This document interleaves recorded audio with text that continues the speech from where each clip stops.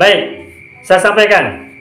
Kalau ada kalimat diawali oleh kata kana, maka kata kana itu tidak usah diterjemahkan dengan kata apapun. Mungkin sebagian kita ada yang menerjemahkan kata kana dengan kata ada atau adalah. Nah, ketahuilah kalau ada kalimat diawali oleh kana, maka kana tidak usah diterjemahkan. Sebagai contoh misalnya begini. Ada kalimat misalnya Allahu alimun. Allah adalah maha mengetahui. Allahu mubtada, alimun adalah khabar mubtada. Nah, terus kalau diterjemahkan Allahu alimun artinya adalah Allah maha mengetahui, atau Allah adalah zat yang maha mengetahui, atau Allah itu adalah zat yang maha mengetahui. Gitu. Nah, sekarang kita masukkan kata kana dalam kalimat Allahu alimun. Maka menjadi kana Allahu gimana? Kana Allahu apa? Aliman ya. Asalnya adalah Allahu alimun. Allahu mubtada, alimun khabar. Terus sebelum Allahu, sebelum mubtada, kita masukkan kata kana. Nah, kita ingat kana itu memiliki isim dan khabar. Maka kalimat Allahu alimun,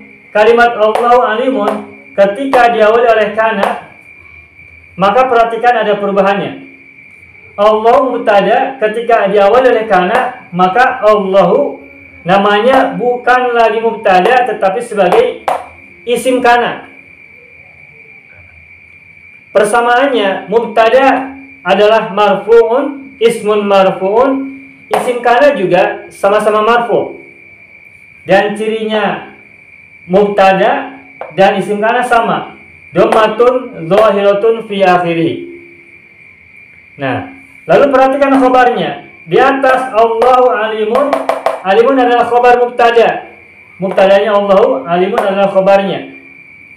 Nah, terus ketika ada kana, khabar itu ada perubahan.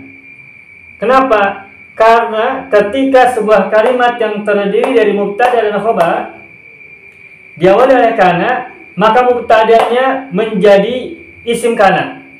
Mubtadanya ini menjadi isim kana namanya, dan khabarnya menjadi khabar kana namanya.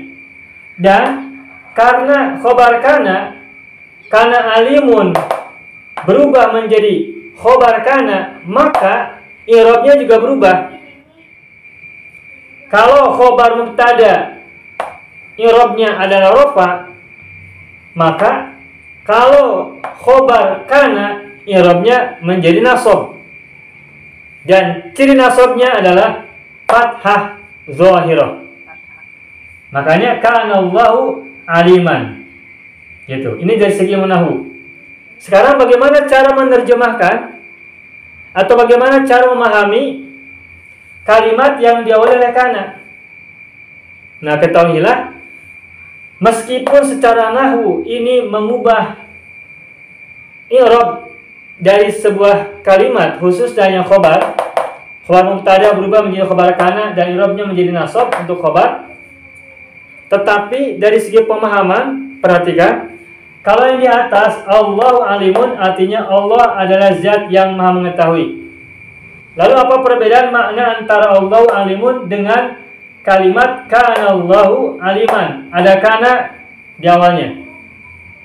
Nah, ketahuilah, kalau ada kalimat diawali oleh kana, maka kalimat ini maknanya merupakan sesuatu yang pasti.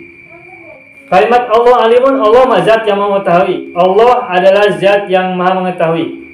Nah, tapi kalau kalimatnya kana Allah aliman, ini artinya adalah Allah adalah zat yang benar-benar Maha mengetahui dari dulu.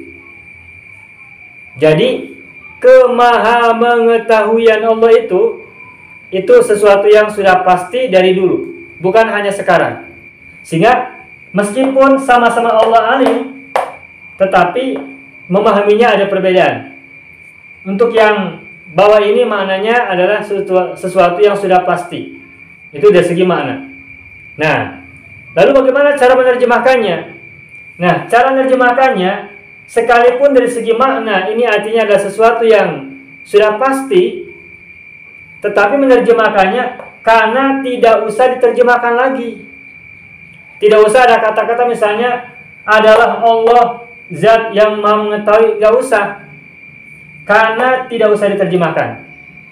Karena ini muncul untuk menunjukkan makna bahwa kalimat ini merupakan sesuatu, bahwa kalimat ini, isi dari kalimat ini merupakan sesuatu yang sudah pasti dan berlangsung dari dulu.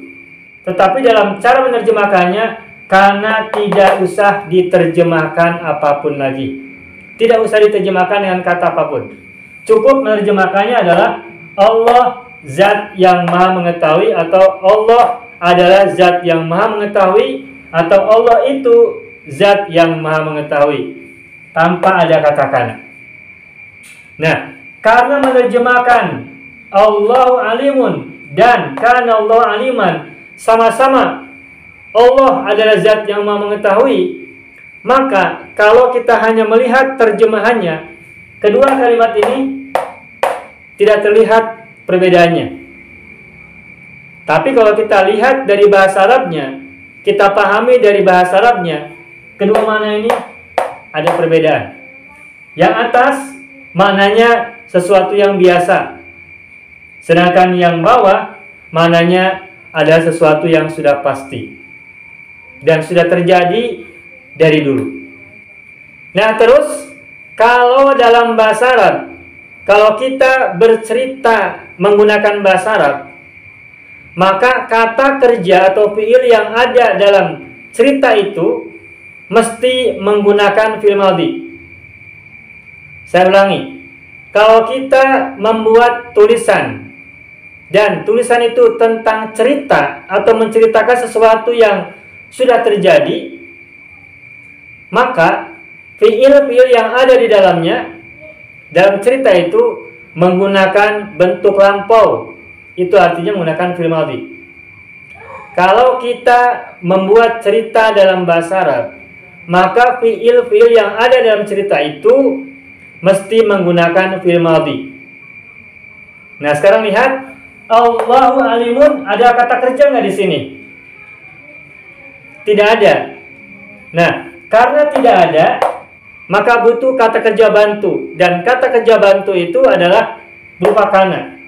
Sehingga ketika kalimat kana Allahu aliman, maka kalimat ini maknanya bermakna lampau karena adanya kata kana. Berarti ini kana Allahu aliman, ini berarti sedang bercerita tentang eksistensi Allah sebagai zat yang sudah Maha mengetahui dari dulu. Makanya dalam cerita-cerita yang ada dalam buku yang kita bahas hari ini, itu cerita itu semuanya menggunakan fiil madhi. Fiil-fiil yang ada di dalamnya menggunakan fiil madhi. Dan kalau kalimat itu di situ tidak ada kata kerja, tidak ada fiil, maka agar kalimatnya menggunakan fiil madhi, maka munculkan kata kana agar kalimatnya menjadi kalimat lampau, dan itu diawali oleh kana. Sehingga kana itu menjadikan kalimat yang semula tidak ada fiilnya menjadi ada fiilnya, dan fiilnya berbentuk fiil madhi alias lampau. Begitu.